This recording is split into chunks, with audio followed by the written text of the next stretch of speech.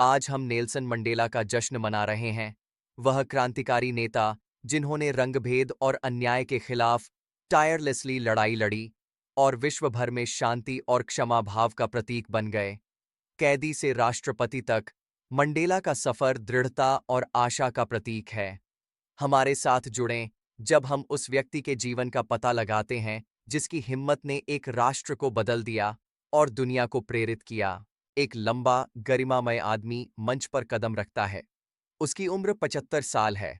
वह एक चमकीली, पैटर्न वाली शर्ट पहने हुए है। नेल्सन मंडेला आज यहाँ खड़े हैं, एक स्वतंत्र दक्षिण अफ्रीका के पहले लोकतांत्रिक रूप से चुने गए राष्ट्रपति के रूप में।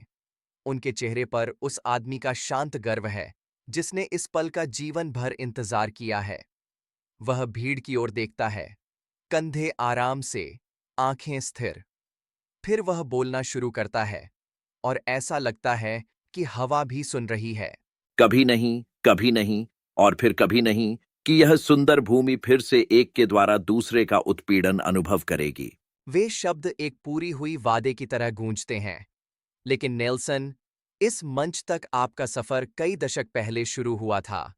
एक विनम्र गांव में, एक अलग दुनिया के किनारे। नेल्सन, आपका जन्म जुलाई 1918 में पूर्वी केप के छोटे से गांव म्वेजो में हुआ था। क्या आप हमें वहां अपने बचपन के बारे में बता सकते हैं? मैं रोलिहलाहला मंडेला के नाम से जन्मा था, जिसका मतलब खस्सा में पेड़ की शाखा खींचना है, बोलचाल की भाषा में शरारती। मेरे पिता गडला हेनरी मंडेला एक स्थानीय प्रमुख और थेम्बू राजा के सलाहकार थे। मेरी मां नोसेकेनी फैनी उनके एक पत्नी थी। मैं खस्सा परंपरा से घिरा हुआ बड़ा हुआ, अपने लोगों की पुरानी कहानियों और रीति रिवाजों से सीखते हुए। मेरी सबसे पुरानी यादें हमारे गांव कुनू में अन्य लड़कों के साथ मवेशी चराने की हैं। हम अफ्रीकी आकाश के नीचे लंबे दिन बिताते थे। मेरी मां, धर्मी और मजबूत, ने मुझे स्कूल भेजने का बहुत ध्यान रखा। 1925 में, लगभग 7 साल की उम्र में, मैंने अपने घर के पास एक मेथोडिस्ट मिशन स्कूल में शुरुआत की। उस पहले दिन मेरी शिक्षिका मिस मडिंगाने ने हम सभी को अंग्रेजी नाम दिया। उन्होंने मुझे कहा, तुम्हारा नया नाम नेल्सन है।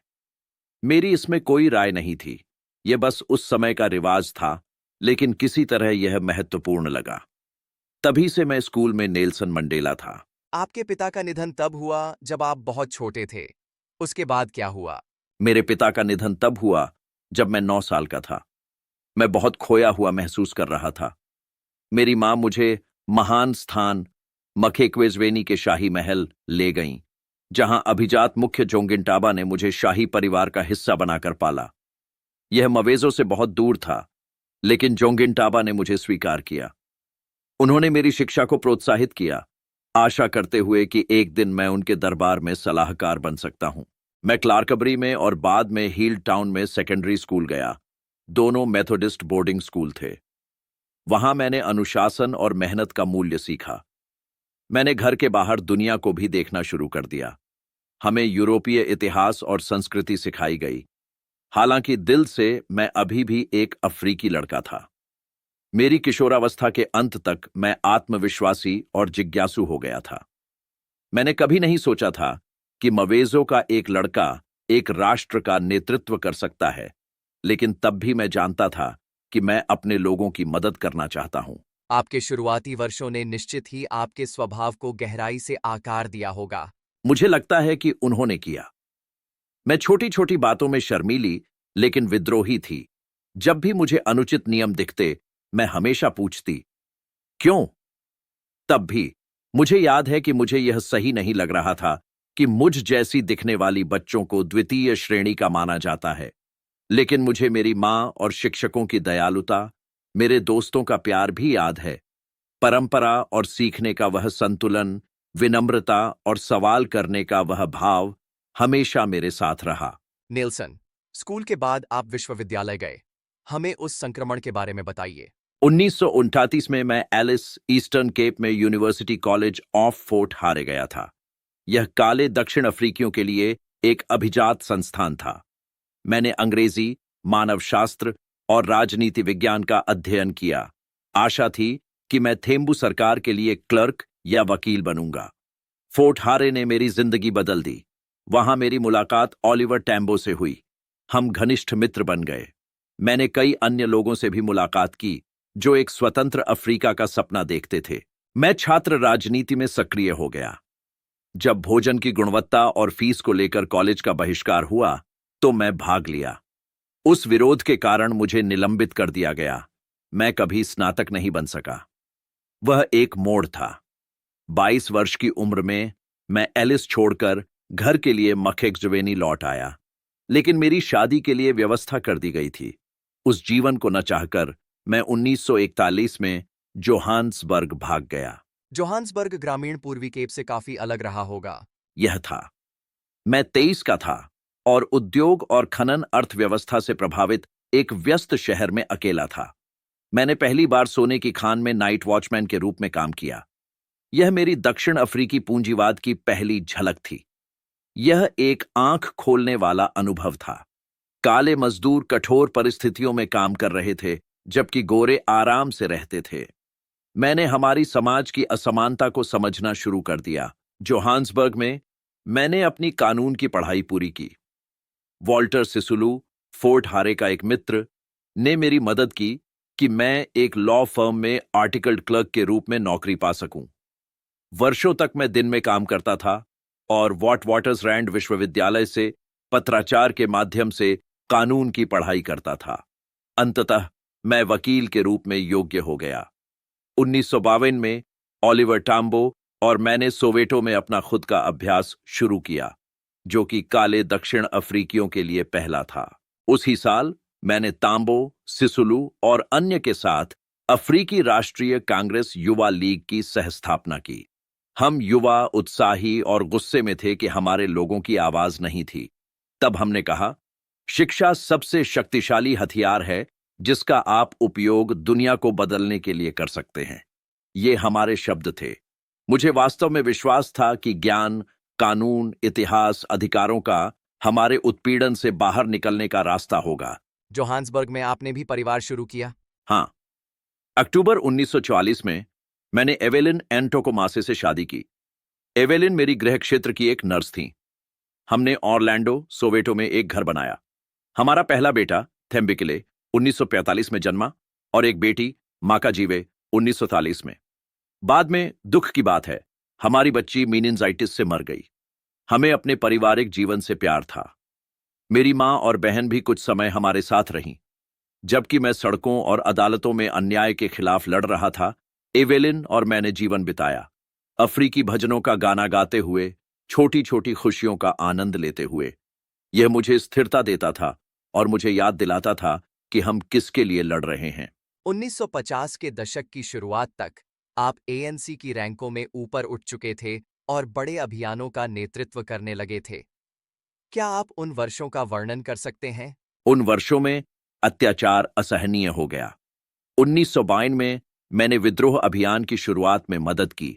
हमने आम लोगों से शांतिपूर्ण तरीके से अन्यायपूर्ण कानूनों का उल्लंघन करने का आह्वान किया, जैसे सफेद ओनली बेंचों पर बैठना, अलगावित सुविधाओं में प्रवेश करना।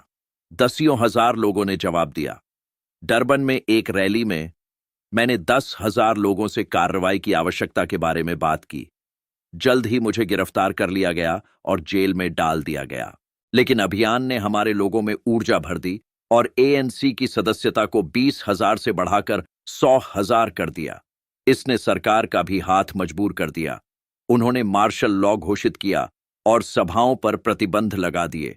इसने दोनों पक्षों को दिखाया कि हम दृढ़ संकल्पित हैं और इसने मुझे वांछित व्यक्ति बना दिया। उस संघर्ष ने मुझे कुछ महत्वपूर्ण सिखाया। आजादी की राह आसान नहीं है। मैंने नेहरू के इन शब्दों को चेतावनी के रूप में उद्धृत किया, स्वतंत्रता हमसे सब कुछ छीन लेगी। हर विरोध, हर हड़ताल, समानता की ओर हर कदम कमाई का विषय था। 1955 में आपने और अन्य लोगों ने स्वतंत्रता चार्टर को अपनाया। आपने प्रसिद्ध रूप से लिखा कि दक्षिण अफ्रीका उन सभी का है जो इसमें रहते हैं, काले और सफेद। आपके लिए उस चार्टर का क्या मतलब था? स्वतंत्रता चार्टर हमारे राष्ट्र के उत्तर सितारा की तरह था। इसने घोषणा की कि कोई भी सरकार सही ढंग से शासन नहीं कर सकती जब तक कि वह जनता की इच्छा पर आधारित न हो, सभी लोगों, हर रंग के। इसने बिना जमीन के लोगों के लिए जमीन, सभी के लिए शिक्षा, समान अधिकार और काम की मांग की। मैंने इसे दक्षिण अफ्रीका के लोगों के लिए प्रेरणा कहा। यह आशा का संदेश था। चार्टर ने हमारे संघर्ष को दिशा दी। हम सफेद शासकों को काले शासकों से बदलने के लिए नहीं लड़ रहे थे, बल्कि हर किसी के लिए एक लोकतंत्र बनाने के लिए लड़ रहे थे। उन वर्षों में मैंने ट्रांसवाल एएनसी शाखा में नेतृत्व भी संभाला। अंततः इसके अध्यक्ष बन गए। एल्बर्ट लुथुली और कई साथियों के साथ मिलकर हमने सरकार के पास याचिका दी, रैलियों का आयोजन किया और यहां तक कि हमारे आंदोलनों पर लगे प्रतिबंधों का उल्लंघन किया। सरकार हमें खतरनाक भड़काऊ के रूप में देखती थी। उन्होंने हमें कई बार गिरफ्तार किया और प्रतिबंधित कर दिया। लगभग 1956 में आपका व्यक्तिगत जीवन भी बदल गया। एवेलिन चली गईं और आपने 1958 में विनी मडिकिजेला से शादी कर ली। विनी संघर्ष का बहुत हिस्सा बन गईं। विनी मजबूत और बहादुर थी और अभी भी है। उसने उस समय भी अपने कारण का समर्थन किया जब समय सबसे अंधेरा था। हमारे दो बेटियां थीं, जैनानी और जिंदजिस्वा। विनी साहसी थी, कभी कभी विवादास्पद भी, लेकिन उसने कई कठिनाइयों का सामना किया, जिसमें जेल जाना भी शामिल है। मैं उसकी हिम्मत के लिए हमेशा आभारी रहूंगा। 1960 में शार्पविले नरसंहार और एएनसी पर प्रतिबंध के बाद आप गुप्त रूप से चले गए। 1961 में आपने उमखोंटो वी सिवेरे की सहस्थापना की, एएनसी का सशस्त्र शाखा। वह निर्णय कैसे हुआ? शार्पविले ने सब कुछ बदल दिया। 21 मार्च 1960 को पुलिस ने शांतिपूर्ण काले प्रदर्शनकारियों पर गोली चलाई, जिसमें 59 लोग मारे गए। मैं वहां वॉल्टर सिसुलू और अन्य के साथ था। हमने अपने पासबुकों को जलाया विरोध में। सरकार का जवाब था एएनसी और पीएससी पर प्रतिबंध लगाना और नेताओं को गिरफ्तार करना। हमें एहसास हुआ कि केवल शांतिपूर्ण विरोध पर्याप्त नहीं था। मैं मानता था कि अंतिम उपाय के रूप में हमें पीछे हटना पड़ेगा। 1961 में मैंने वॉल्टर, मोसेस कोटाने, जो स्लोवो और अन्य ने उमखोंटो विसिजवे सैनिकों का समूह का गठन किया, राष्ट्र का भाला। हमने रात में सैन्य लक्ष्यों के खिलाफ तोड़फोड़ करने का विकल्प चुना ताकि नागरिकों को नुकसान न पहुंचे। हमें उम्मीद थी कि ये कार्रवाइयां लोगों को जागरूक करेंगी और शासन को बातचीत करने पर मजबूर करेंगी। हम विदेशों में स्वतंत्रता आंदोलनों से प्रेरित हुए, क्यूबा में कास्त्रो, भारत में गांधी, एशिया और उससे आगे की संघर्षों से। लेकिन हम यह भी जानते थे कि हमारी लड़ाई केवल हमारी ही है। उस समय विश्व प्रेस ने मुझे ब्लैक पिंपरनेल भी कहना शुरू कर दिया था, क्योंकि मैं वेशभूषा में यात्रा करता था और हमारे गुप्त केंद्र थे। लेकिन जल्द ही अलगाववादी राज्य ने पकड़ लिया। नेल्सन, 1962 में आपको गिरफ्तार किया गया और जेल भेजा गया। फिर 1977 में पुलिस ने रिवोनिया में लिली लीफ फार्म पर छापा मारा, जिसमें कई एएनसी नेताओं को गिरफ्तार किया गया। आप पर तोड़फोड़ और साजिश का आरोप लगाया गया। इससे रिवोनिया ट्रायल शुरू हुआ। आपने अदालत में एक ऐतिहासिक भाषण दिया। क्या आप हमें उस ट्रायल और अपने बयान के बारे में बता सकते हैं? 1962 में मैं एएनसी प्रतिनिधि के रूप में दक्षिण अफ्रीका छोड़कर समर्थन प्राप्त करने के लिए अफ्रीका में यात्रा की। जब मैं जुलाई में वापस आया तो मुझे गिरफ्तार कर लिया गया, हड़ताल भड़काने और अवैध रूप से देश छोड़ने का आरोप लगाया गया। मेरा मुकदमा चला और मुझे 5 साल की जेल की सजा सुनाई गई। लेकिन 1963 में सेना ने हमारे गुप्त मुख्यालय रिवोनिया में पाया। उन्होंने हमारे तोड़फोड़ की योजनाओं का पता लगाया। जल्द ही मैं और मेरे सह आरोपी वॉल्टर सिसुलू, अहमद काठरडा, डेनिस गोल्डबर्ग और अन्य प्रिटोरिया में ट्रायल पर थे। सरकार ने मृत्युदंड की मांग की। मुझे पता था कि अंत निकट है। उस अदालत में बैठकर मेरे पास एक विकल्प था। हम भय दिखा सकते थे या हम बोल सकते थे। इसलिए मैंने बात की। जज की कुर्सी पर खड़े होकर मैंने कहा, मैंने श्वेत प्रभुत्व के खिलाफ लड़ाई लड़ी है और काले प्रभुत्व के खिलाफ भी। मैंने एक लोकतांत्रिक और स्वतंत्र समाज के आदर्श को संजोया है, जिसमें सभी लोग मिलकर सद्भाव में रहेंगे और समान अवसर होंगे। यह एक ऐसा आदर्श है जिसके लिए मैं मरने को तैयार हूं। ये मेरे शब्द थे। मैं उनका हर एक अर्थ समझता था। और जब फैसला आया? उन्होंने मुझे आजीवन कारावास की सजा सुनाई। जैसे ही पहरेदार हमें ले गए, बाहर समर्थकों ने पुराना अफ्रीकी राष्ट्रगान एनकोसी सिकेलेल आई अफ्रीका गाया। कोर्टरूम से बाहर निकलते हुए मैंने अपना सिर ऊंचा किया। मुझे एक अजीब सी शांति का अनुभव हुआ। मैंने दूसरों से कहा, संघर्ष मेरी जिंदगी है, मैं इसे जारी रखूंगा। जेल में जिंदगी शुरू हो चुकी थी।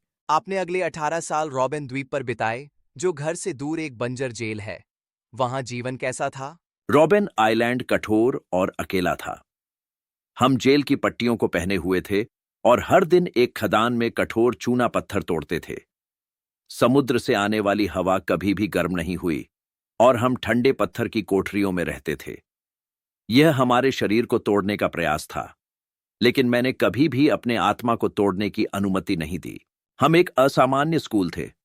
सभी पृष्ठभूमियों के कैदी एक साथ पढ़ते थे। मैंने जॉन हेस से जॉन वैन रिबीक तक अफ्रीकनर इतिहास सीखा और अन्य कैदियों को खस्सा पढ़ाया। हमने गुप्त कक्षाएं लीं। हर वह सब कुछ साझा किया जो हमें पता था। पहरेदार मुझे नंबर 406 शर्ट से बुलाते थे, लेकिन मेरे मन के अंदर मैं स्वतंत्र था। मैंने पत्राचार के माध्यम से कानून की पढ़ाई शुरू की और 1929 में मैंने अपना बैचलर ऑफ लॉज की डिग्री प्राप्त की, जेल में। हर डिप्लोमा, हर किताब एक जीत थी। सबसे महत्वपूर्ण बात यह थी कि मैंने आशा को जीवित रखा, मेरे लिए, हर कैदी के लिए, बाहर के लोगों के लिए। मैं मानता था, जेल के पीछे भी हमारे न्याय के लिए लड़ाई जारी रह सकती है। रॉबिन आइलैंड का मतलब भी था कि कई वर्षों तक अपने परिवार से अलग रहना। यह बहुत कठिन रहा होगा। यह सबसे कठिन हिस्सा था। विनी और मैंने जब भी संभव हुआ पत्र लिखे, लेकिन मुलाकातें बहुत कम थीं। मेरे बेटे अपने पिता के बिना बड़े हुए। 1959 में मेरे बड़े बेटे थेम्बिकिले की एक कार दुर्घटना में मृत्यु हो गई और मैं उनके अंतिम संस्कार में भी नहीं जा सका। वह दर्द मैं आज भी अपने साथ रखता हूं, लेकिन मैंने खुद से वादा किया कि मैं कड़वाहट को मुझे जहर नहीं बनाने दूंगा। मैंने अपने आप से कहा, अगर मैं अपनी कड़वाहट और नफरत को पीछे नहीं छोड़ता तो मैं अभी भी जेल में होता। मैंने अपने दिल में माफी चुनी ताकि मैं अपना मन मुक्त रख सकूं। मन मुक्त। रोबेन द्वीप पर मैं भी अन्य कैदियों का नेता बन गया। उन्होंने मुझे ठाटा कहा, दादा, क्योंकि मैंने छोटे लोगों का मार्गदर्शन किया। हमने एक दूसरे का समर्थन किया। मुझे विश्वास था कि एक दिन यह समाप्त हो जाएगा और एक नया दक्षिण अफ्रीका उभरेगा। और इसीलिए हम सहते रहे, सिखाते, सीखते, सपने देखते। हमें पता था कि जेल की दीवारें पत्थर की दीवारें नहीं हैं, बल्कि विचारधारा की दीवारें हैं जो कभी भी गिर सकती हैं। नेल्सन, 11 फरवरी 1990 को 27 वर्षों के बाद आप विक्टर वेस्टर जेल से एक स्वतंत्र व्यक्ति के रूप में बाहर निकले। वह पल आपके लिए कैसा था? मैं इसे कभी नहीं भूलूंगा। मैं धूप में बाहर निकला और अपने चेहरे पर हवा का अनुभव किया, जो कुछ मैं अपनी युवावस्था के दिनों से नहीं जान पाया था। मैंने नीले आकाश की ओर देखा और सोचा, हम बहुत आगे आ गए हैं। लेकिन मैंने यह भी समझा, मेरी सच्ची मुक्ति मेरे मन और हृदय की थी। मैंने सीखा था कि यदि मैं नफरत रखता हूं, तो मैं अभी भी कैद में रहूंगा। जैसे ही मैं उस गेट से गुजरा, मुझे याद आया कि मैंने क्या लिखा था। जैसे ही मैं उस द्वार से बाहर निकला, जो मेरी स्वतंत्रता की ओर ले जाता था, मुझे पता था कि यदि मैंने अपनी कड़वाहट और नफरत को पीछे नहीं छोड़ा, तो मैं अभी भी जेल में ही रहूंगा। मैं इसका मतलब था, मैं अपनी स्वतंत्रता का उपयोग प्रतिशोध के लिए नहीं, बल्कि मेल मिलाप के लिए करने का संकल्प लिया था। एक बार मुक्त होने के बाद आपने राष्ट्रपति F.W. क्लर्क के साथ बातचीत की और दक्षिण अफ्रीका को बहुजातीय चुनावों की ओर ले गए। आप अक्सर क्षमाशीलता पर जोर देते थे। हाँ, मैंने अपने लोगों और पूर्व विरोधियों को कहा कि हमें मिलकर एक नया देश बनाना चाहिए। दोनों पक्षों को प्रतिशोध के लिए बहुत दर्द हुआ था। हमने मंत्र बनाया, स्वतंत्र होना केवल अपनी जंजीरें उतारने का नाम नहीं है, बल्कि ऐसी जिंदगी जीने का नाम है जो दूसरों की स्वतंत्रता का सम्मान करे और उसे बढ़ाए। मुझे गहरा विश्वास था कि हमारी स्वतंत्रता और न्याय एक पक्षीय नहीं हो सकते। हर दक्षिण अफ्रीकी, गोरा और काला हमारे देश के भविष्य में हिस्सेदारी रखता है। मोल भाव तनावपूर्ण थे। डे क्लर्क और मैं दुश्मन थे, लेकिन मैंने जोर दिया कि हमें बात करनी चाहिए, सुनना चाहिए, समझौता करना चाहिए। हमने एक अंतरिम सरकार बनाई, एक नई संविधान लिखी और पहली पूरी तरह से लोकतांत्रिक चुनाव कराए।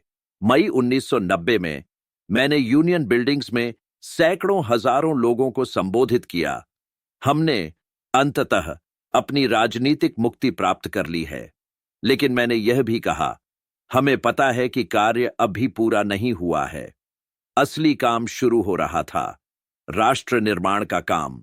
एनपीआर 1933 में आप और राष्ट्रपति डी क्लर्क ने नोबेल शांति पुरस्कार साझा किया और 1944 में आप राष्ट्रपति चुने गए।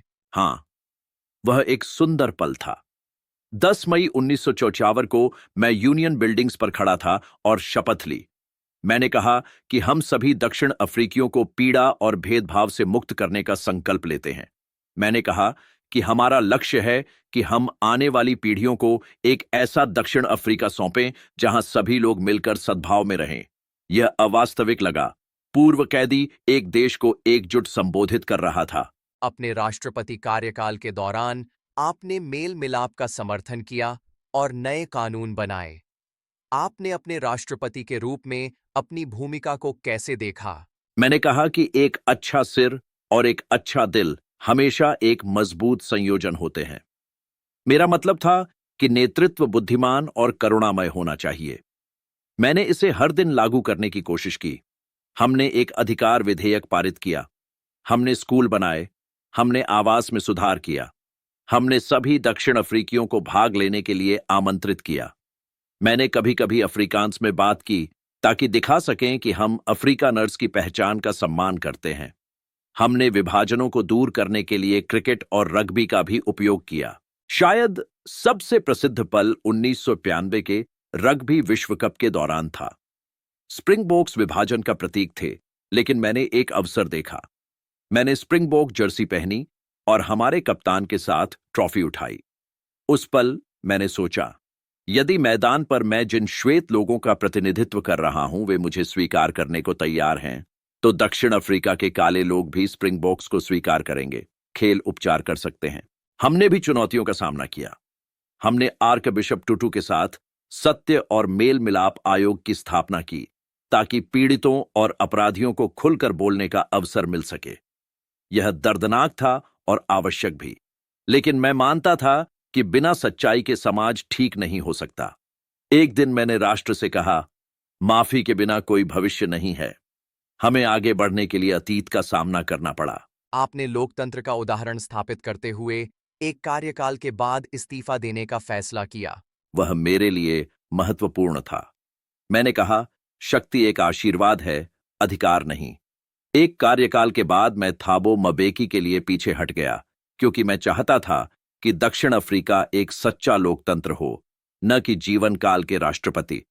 मुझे दृढ़ता से महसूस हुआ कि नेताओं को लोगों का नेतृत्व करना चाहिए, न कि पद पर अटके रहना चाहिए। राष्ट्रपति पद छोड़ने के बाद आप शांति और न्याय के लिए काम करते रहे।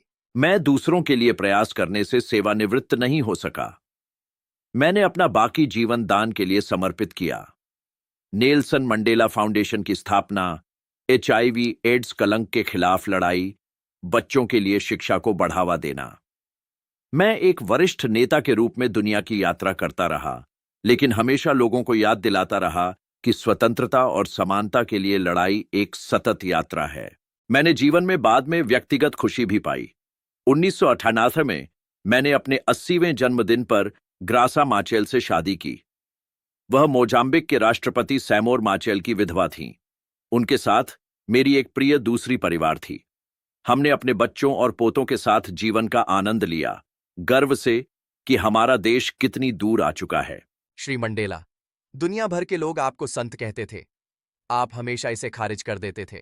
मैंने कहा, मैं संत नहीं हूं जब तक कि आप संत को एक पापी न माने जो प्रयास करता रहता है।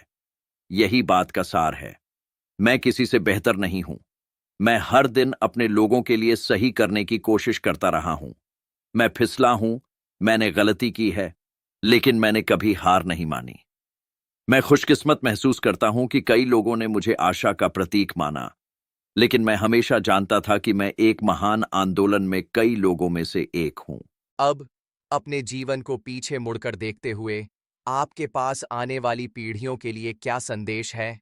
मेरे जीवन का कार्य केवल मेरा नहीं था, यह कई कई दक्षिण अफ्रीकियों का कार्य था। मैं कहूंगा, स्वतंत्रता की ओर चलते रहो। अन्याय के खिलाफ शांतिपूर्ण कार्रवाई, शिक्षा और साहस के साथ संघर्ष करते रहो। इसे याद रखो, यह हमेशा असंभव लगता है जब तक कि यह पूरा ना हो जाए।